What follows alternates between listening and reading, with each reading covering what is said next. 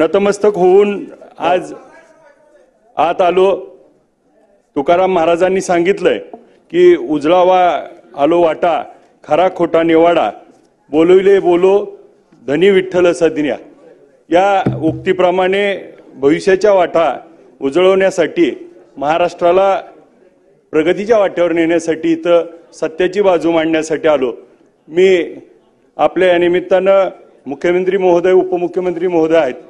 मराठा आरक्षणावरती गेले कित्येक दिवस अजून देखील आंदोलनाची 25 तारीख त्या ठिकाणी मनोजदादा जरांगे पाटील साहेबांनी दिली, तर त्याच्यावरती आपली भूमिका स्पष्ट करावी। ही अभिभाषणामध्ये नव्हती।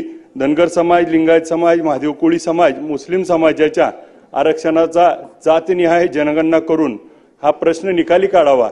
ज्या पद्धतीनं आज आपण 1 ट्रिलियन आपली इकॉनॉमी करायच्या दृष्टीने विचार करतोय, परंतु श्रीमंत श्रीमंत होतोय आणि गरीब गरीब होतोय।